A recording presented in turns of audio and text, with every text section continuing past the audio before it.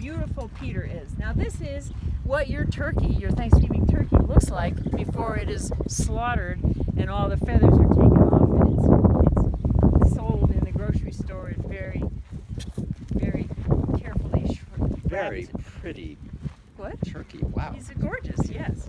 So you just buy it shrink wrapped in the grocery store, never thinking about where it came from or what happened to it, or that it may have had a life and a mate. This is Penny and Peter, and that's Peter's mate. Oh, Penny and Peter. Penny and Peter. Cute. So you don't think about that when you have that turkey sitting in the middle of your table and your father carves it. That's what you're eating. Wow. Wow. So you don't eat turkeys, do you, as your No. t-shirt would indicate? I'm vegan always and forever. Or As fuck. And why did you become vegan, and when did you become vegan? I was raised by my grandfather as a vegetarian, as an ethical vegetarian, and so I was almost always a vegetarian with a few little slides back into meat eating. So you've really never eaten Peter? Oh, you ever maybe eaten a turkey? once or twice in my life when I was a kid, and then I did a PETA Helping Animals 101 brutal weekend with videos and videos and videos, and that day it was over. No more dairy, no more cheese, no more anything. So no, I haven't had anything except vegan food for years. And tell us about this ranch. I mean, this is like a huge thing here. We have 30 acres, so almost as far as you can see. And I bought it. It didn't cost much, quite frankly, in the scope of things. And then we started getting animals, and we started getting fencing, and we had to hire people. And now we have a lot of volunteers, and it's a great place for people to come. We have autistic kids who come. We have elderly people from a retirement home come and pet the horses. So it's a great community resource, but mostly it's just a wonderful place for the animals, and they'll be safe always. Oh. And how is this funded? Mostly by me. And how do you, so you have a medical practice, I do, yes. basically to provide food and shelter for all of these animals. Right, yeah. Well, we also have donations. We have big donations.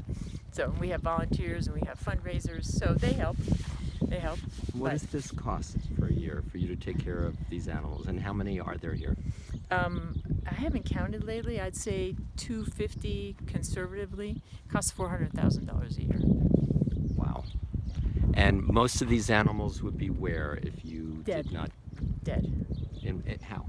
Well, the horses would probably have been shipped to Mexico. The chickens would have been killed for food. The turkeys would have been killed for food. The pot-bellied pigs. Look at the pigs. Tell us about the pigs. Well, these are pot-bellied pigs. So these are a result of a hoarding raid that we did with Humane Society of the United States. A woman in Mesa had, I think, 42 pigs. We're at 48 right now. And who is this? I'm Terra. I'm the ranch manager, Terra O'Brien. And you take care of these incredible animals all day, every day. Yes, sir. And I love it. How is that for you? I mean, It's must not be a job. It's a dream. It is a dream to take care of these animals, and it is definitely a gift. I love it. And what's it like working with this one? With this one, I love this woman. I love her. I really do.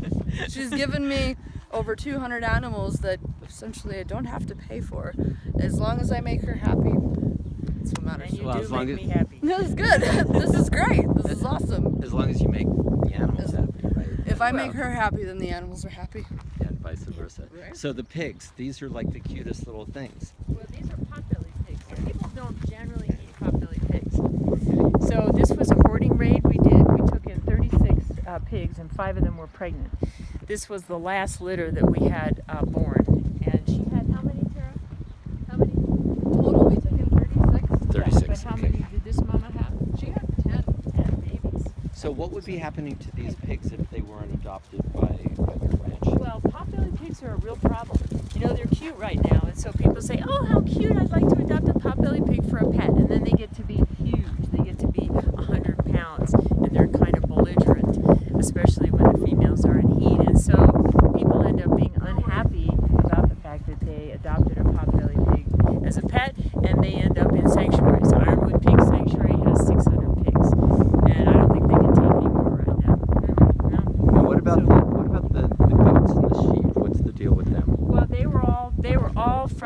Well, not all. Most of them were from the livestock auction. The sheep definitely were. We've taken some goats from individuals who adopted goats when they were little, and they loved them when they could move, or somebody died, or they couldn't afford them anymore, or the neighbors didn't like it, or there are a number of reasons why people give up their goats. Again, they're cute when they're little, but they eat everything. There's nothing they won't eat. They will eat your clothes, they'll eat paper, they'll eat the side of a barn. They don't care. They eat your gloves, right? They would eat my gloves, absolutely. So, they're not really domesticated animals. And when they get big, they can jump up on you and knock you down. And I mean, they're not, they don't bite, but they're not great pets. I mean, I think they're great pets, but most people don't think they're great pets. So what do you think about the Humane Society? I know this is like a huge part of your life. I love the Humane Society of the United States, and let's be clear that this is not the local Humane Society. This is the national and international Humane Society. So Humane Society of the United States is working at a higher level to further legislation to protect these animals, both locally and on the federal level. We have numerous educational projects. We have spay and neuter clinics. We actually have sanctuaries. We have a beautiful sanctuary down in Texas, the Cleveland Amory Black Beauty Ranch, which is acres and acres. I don't remember the number, but it's huge, and we have almost every animal imaginable down there. So Humane Society of the United States really works to stop this kind of thing, stop this kind of overload on the community of animals who people can't keep. So we want to stop it at a high level, so we're not just rescuing our way out of it, which we can never do. Got it. Now, your mother said that when you were a kid, you were obsessed with animals. So I was. Tell us where this all started. I was shy. I was a shy little kid. Hard to believe, isn't it?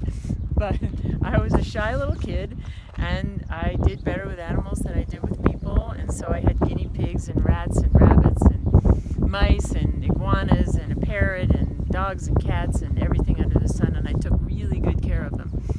But that's what I did. On weekends, I would hang out with my animals, and I love my animals. Aw. So anything that you want to say? Any closing words here?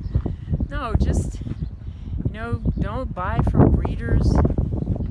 Think about what you're eating when you eat it. Think about what's on your table. Think about where that came from and whether that animal suffered, what kind of life that animal had or didn't have.